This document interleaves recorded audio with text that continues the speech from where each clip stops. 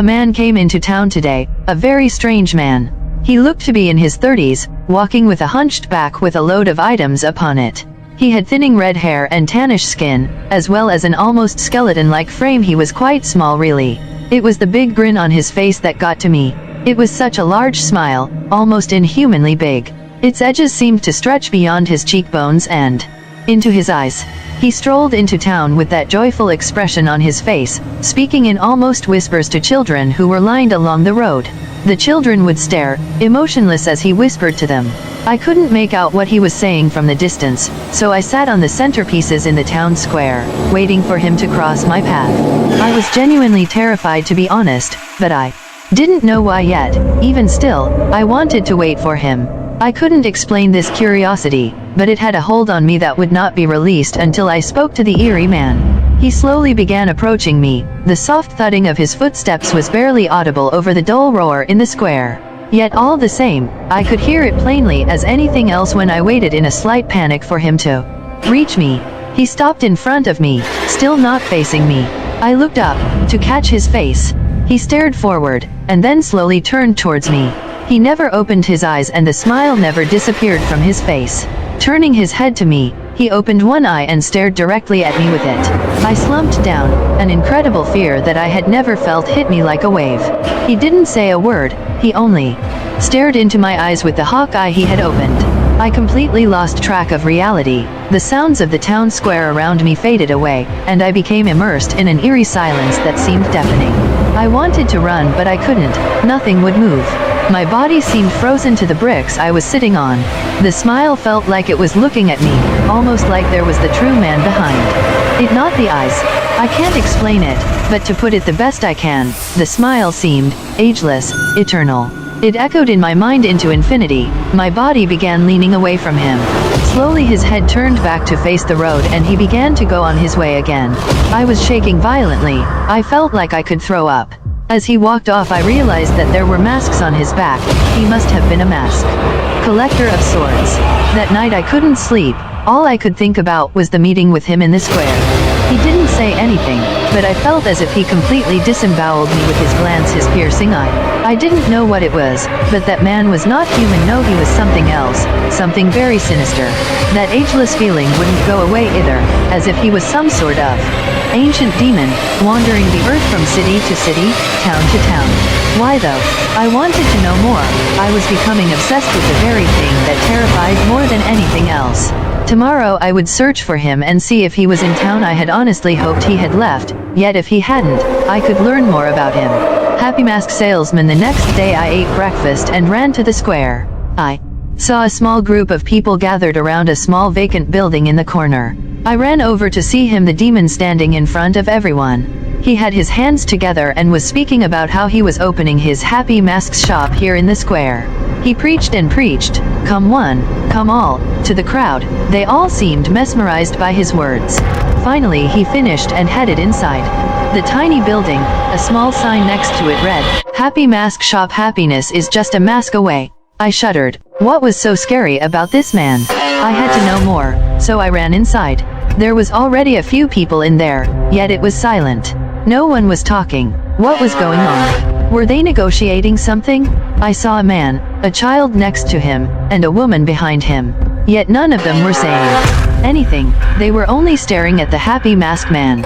He nodded his head as if they had reached some silent agreement and handed 2 masks to the man and child. They turned and walked out. As they passed, I saw a glazed look in their eyes, as if they were completely out of it. The woman was out just behind them, carrying another mask. Then it was me. I was all alone with him. He cocked his head, maintaining his silence. He wanted me to speak, so I did, asking him about his shop as well as where he came from. Silence. He didn't say anything. He just kept grinning. I was beginning to become irritated, yet simultaneously more frightened too. I stepped back towards the door, asking him to answer me. Just then a child walked in. It was a boy not over 5 years old. He walked up to the Happy Mask man. The man stood there and hunched over to the boy. The boy held out his hands, expecting a mask perhaps. The Happy Mask man opened his eyes, both of them, and stared the most evil glare I had ever seen at the child. I stepped back again, almost tripping as I reached for the doorknob. To my sheer terror, the man grabbed the boy by the neck and picked him up off the ground. I could hear horrific screeches of terror coming from the boy's throat. He was at least 8 feet off of the ground. Just then the salesman's mouth began opening, still smiling of course. It grew wider and wider until it was at least a foot wide. I could hear his jaw snapping as it opened. Horrible and inhuman sounds began coming from him as he raised the child higher. Then, all of a sudden the child was halfway down the salesman's throat. I screamed as I could see the boy's legs kicking in the salesman's mouth. Slowly but surely they slid down and disappeared. The boy was gone. I began crying hysterically, yet I still couldn't move. He turned to me, his mouth still hanging wide open. He then put his hands to his face. A strange glow began to appear around his hands. Slowly he peeled his hands away from his face. A repulsive stretching sound could be heard as skin appeared to be getting pulled off. He arched his back farther and farther until his hands were separated from his face by a clump of flesh at least 2 feet long.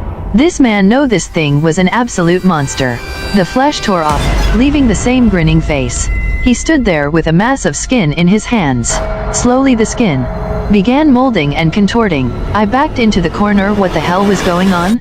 Before I knew it, the skin had turned into a small shape in his hands. He held his hand out, showing me his new prize.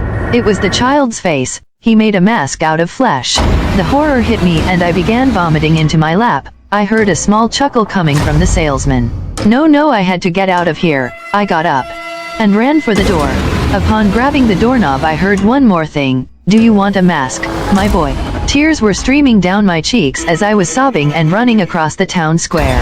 I could hear people gasping and shrieking as I ran by. I'm sure I was a poor sight, a child covered in blood and vomit. I didn't care though, that thing in there was a demon. I ran to my house and ran straight to my room. Both of my parents were out. I sat there for what must have been hours, rocking back and forth, and covered in filth. Finally, I got up and looked out the window. The small building was still there but no one was going into it. The sign was gone. To this day, I have no idea what happened or what I experienced. I've never told anyone because I know no one will believe me. I washed myself and tried to continue my life as normal after that day. The happy mask salesman was gone. I even asked around town and people all claimed they either had no idea what I was talking about, or they weren't sure. Dead ends were everywhere. Had it been a dream? No, I would not make up something like that, and I pity all those who may experience him in the future. That monster, that thing, may the gods protect all who come into his path. It's been a few years now. A lot has happened since then, but he has never come back, and I dread the day more than anything when he may. If he does, I'll be sure to stay clear. If you see a man in your hometown claiming to sell masks, a man who looks off and seems to be hiding something sinister, stay away from him. He isn't human. Whatever he know it is the very essence of evil itself.